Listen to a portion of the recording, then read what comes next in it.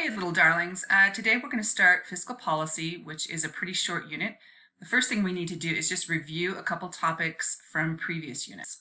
So just a reminder, the multiplier is 1 over the MPS.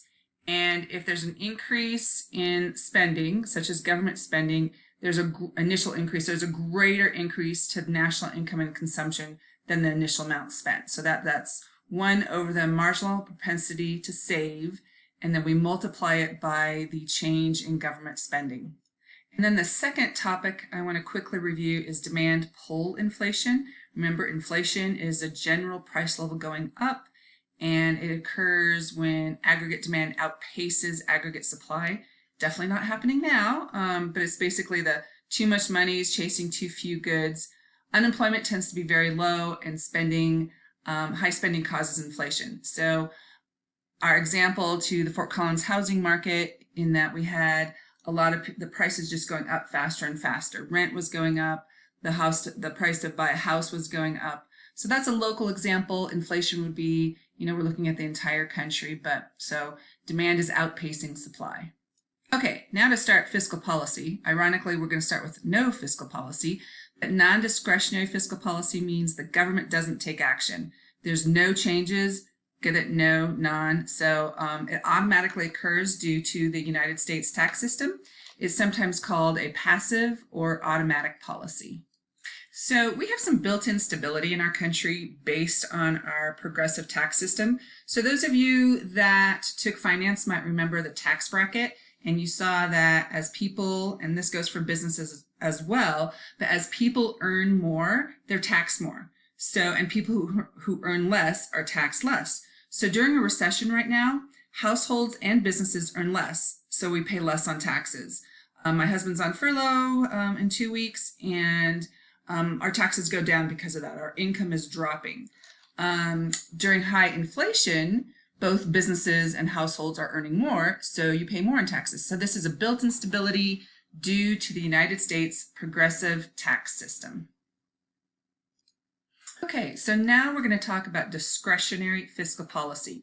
And this is actions taken by our government, and they can either change taxes or government spending, and it's basically determined by the president, so President Trump and Congress. And the goal is to stabilize domestic output, so think of that real GDP, think of aggregate demand. Right now we know is shifting left, and government is increasing spending to help push it back to the right. It's helped to stabilize employment and also the price level. So do you think these actions tend to take quickly or slowly? Normally, under normal circumstances, slowly. And that's often because Congress has a hard time playing nice with each other, and it often takes a long time to agree upon a decision. Right now, we're seeing things move a little quicker, but again, that's due to unusual circumstances.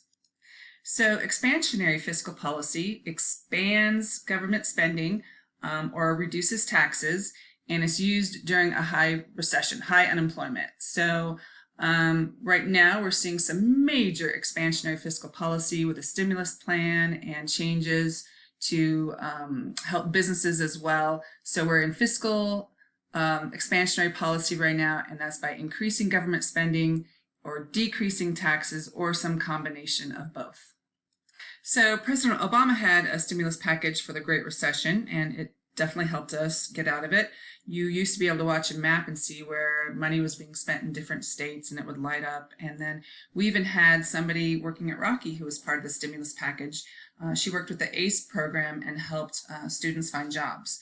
So I imagine we'll continue to have expansionary fiscal policy for a while due to the pandemic and maybe some job creation as well. All right, and then contractionary fiscal policy is used during demand pull inflation. So prices are going up because aggregate demand is outpacing aggregate supply, and the goal is to slow the economy down. 3 options President and Congress have is they can decrease government spending, or they can increase taxes, because increasing taxes takes money out of the hands of consumers and businesses, so we have less to spend, or they do some kind of combo. I kind of enjoy President Reagan's quote of "government is not the solution to our problem, government is the problem."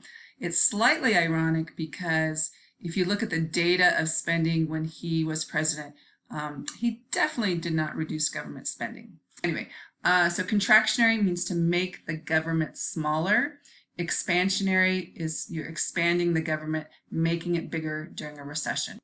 All right, so budget deficit is basically government spending is greater than tax revenue.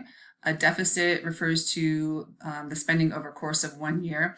And then when we talk about the national debt, which you guys will be looking up, is the total hole being dug every year added up by the year-to-year deficits. So you're going to see what that national debt is right now. I can't even imagine what our current budget deficit will be for 2020. That'll be some pretty interesting data when it comes up. I anticipate it's going to just shoot up. So, all right, and then a budget surplus just means that government spending is less than tax revenue. So the government's bringing more tax revenue in. This is a great time to potentially pay off debt, save for the future, maybe some desired purchases that have been delayed. The last time we had a budget surplus, was 1998 to 2001. President Clinton was in office, and quite frankly, it was due to the huge expansion of the computer industry, the internet, and the dot-com revolution. So that was huge growth then, and we did have a budget surplus, but that's the last time.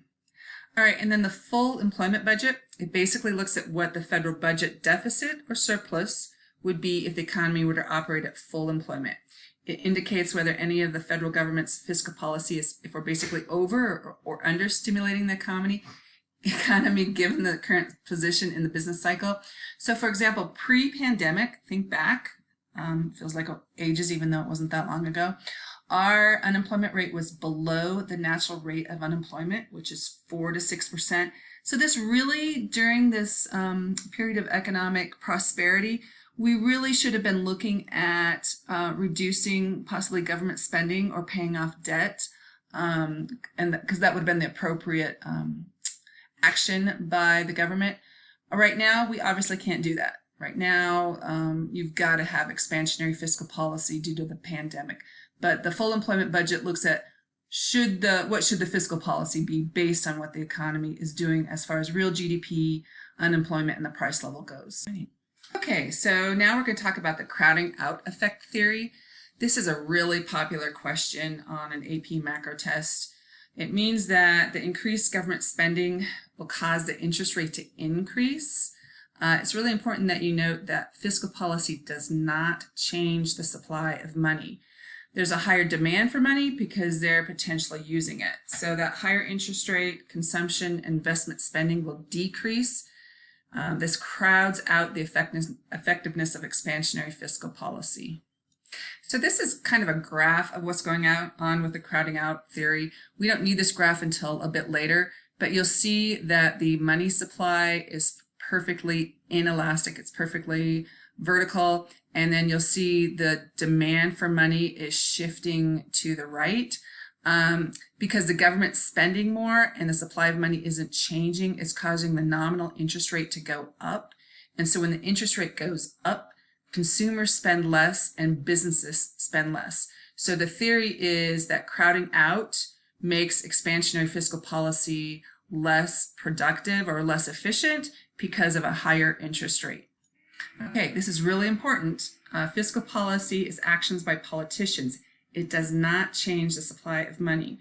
So crowding out a theory is basically assuming the Federal Reserve is sleeping, and they aren't. So the Federal Reserve is doing their part right now during the pandemic, next along with fiscal policy. But fiscal policy by itself, it takes out the Federal Reserve. So that's how you get the crowding out effect idea that the interest rate's going up.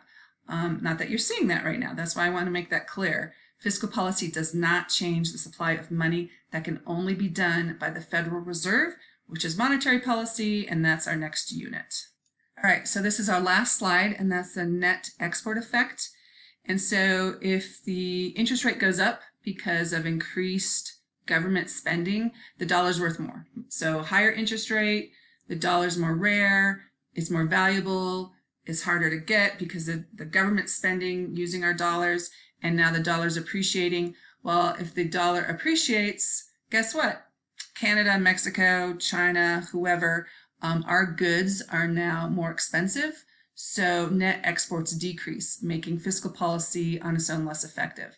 So again, this unit assumes the Federal Reserve isn't doing anything with monetary policy. Kind of a weird assumption, but this is fiscal policy on its own, and the crowding out effect is making it less effective because of that increased demand for money with the increased spending.